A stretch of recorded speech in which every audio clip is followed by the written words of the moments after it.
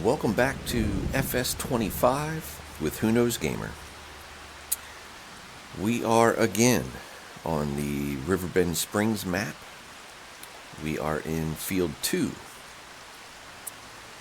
I am standing atop of my John Deere S7 combine. We've got the HD50 grain header attached. And we are overlooking a field of barley. As you can see, that field will be ready to harvest next month. There are no weeds. It is 100% fertilized. We've plowed, we've limed, we've rolled. This field, let me jump down here. You can see 100% fertilized, 97% yield bonus. The only reason why we're not at 100% yield bonus is because the field was not mulched prior to us planting the barley.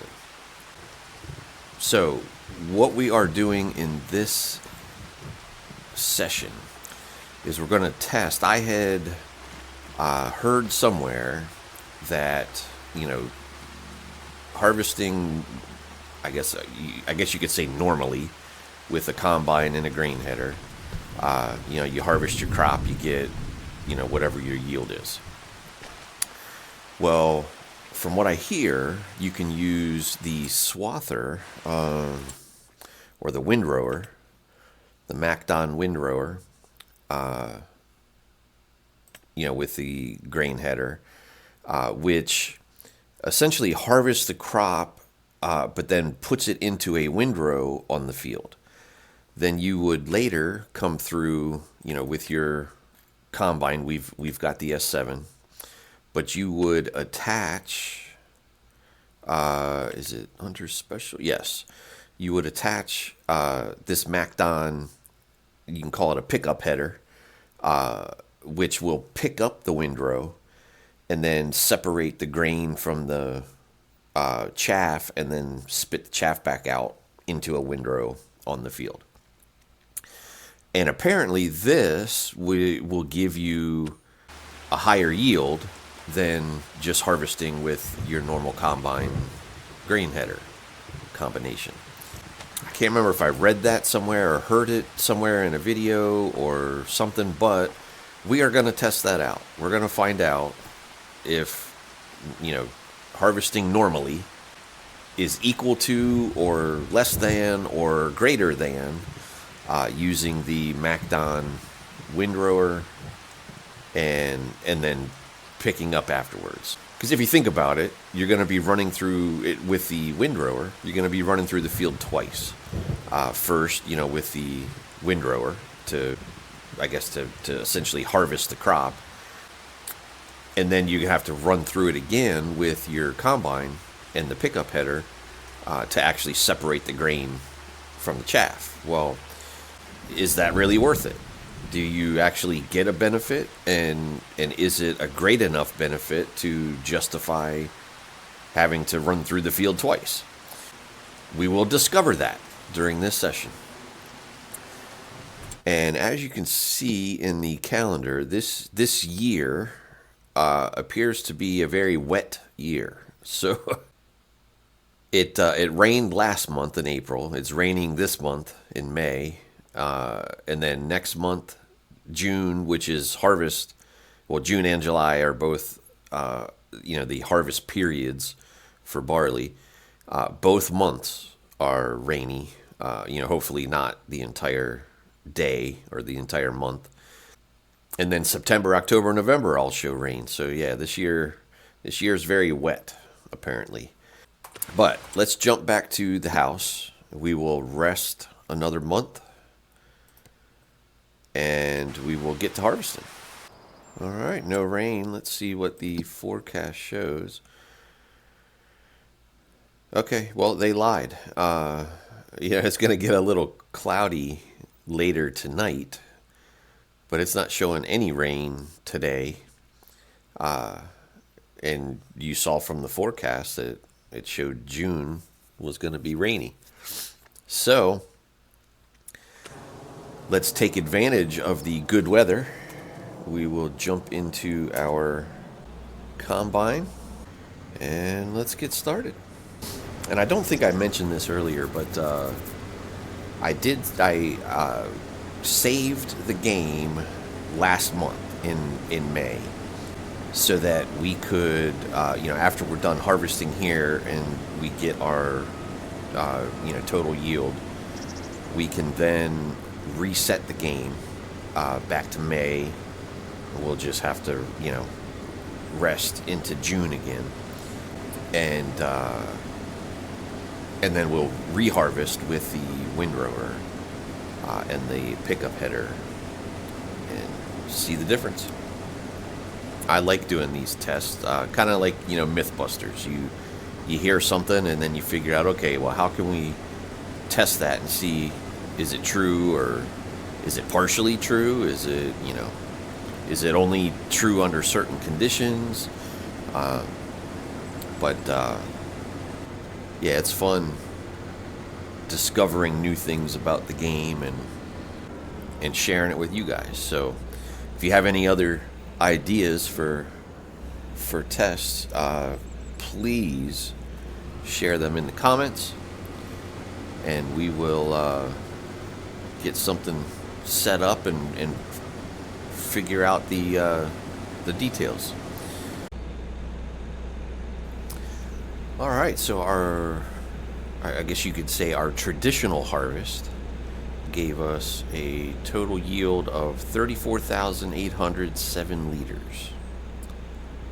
So let's go ahead and reset back to June, but we'll go and pick up the MacDon setup, the MacDon windrower and header, and then we will get the pickup header for the combine, and we will see what the difference is. All right, so we need to take the combine back to the store because we need to get the pickup header. We also need to purchase the MacDon windrower and the header for it.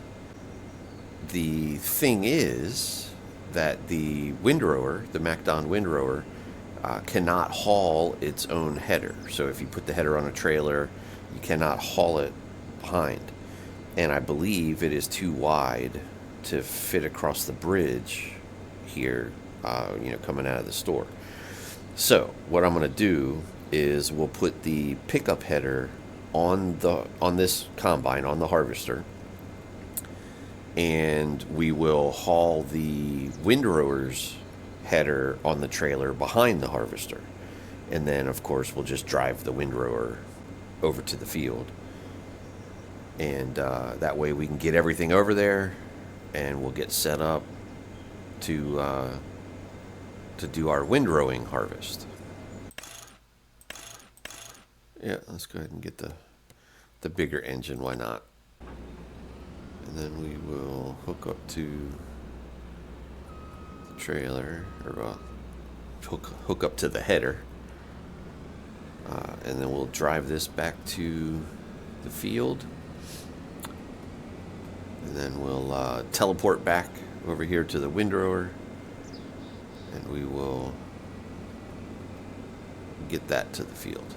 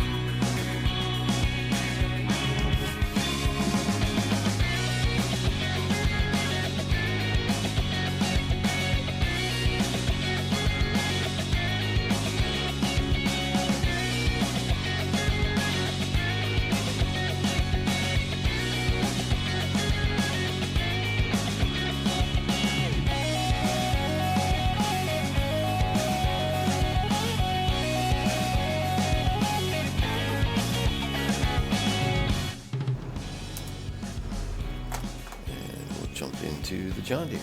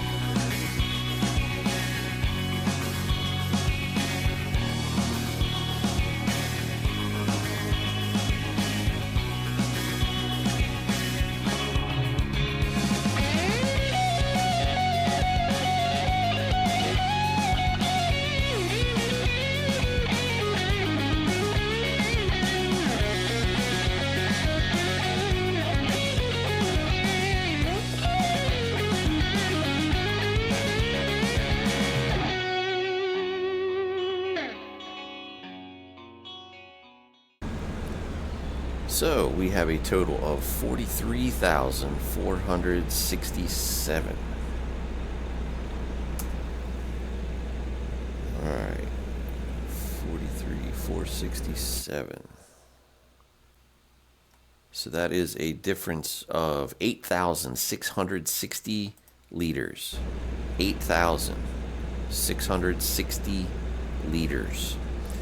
So that certainly is a significant increase. I mean, even just this field is not that big. To have almost 9,000 liter increase by windrowing. Just imagine if you had multiple fields or much larger fields. That increase would be even greater. So yeah, I'm gonna say that windrowing is certainly worth it. Now, you have to think, when you're first starting out on your farm, you don't have a whole lot of money. You're not going to be able to purchase all of this equipment. Because if you look at it, let's come down here, harvesters.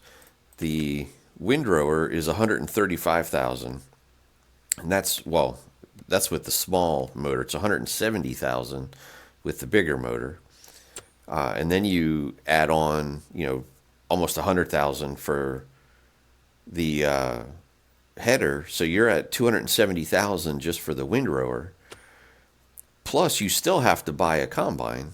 Now, you don't have to have the S7. You can use the Massey Ferguson or whatever. I'm pretty sure you can fit that pickup header.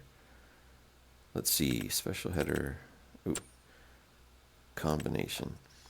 No, the small Massey does not accept it. But you can go for the class, Evian 450.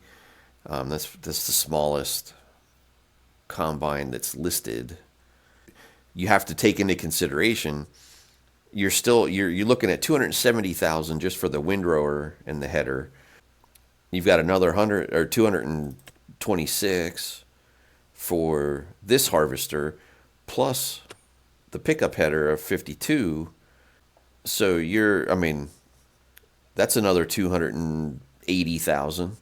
So you're over $500,000, for all that equipment. Now, once you build up some money and you get to that point where you can buy that equipment, it is, certainly from what we've seen out of this harvest, it is definitely worth it.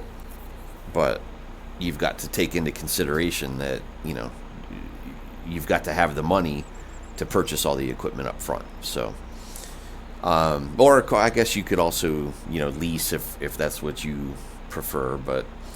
But yeah, no, this was fun. Great test. definitely worth finding out the results. That surprised me. I wasn't expecting that much of an increase, but it's certainly, as far as I'm concerned, my opinion, it is worth it if you can afford to purchase all the equipment. So, all right. Well, thank you all for joining. I hope you enjoyed the video. I hope you got some good information out of it, and we will see you on the next one. Goodbye for now.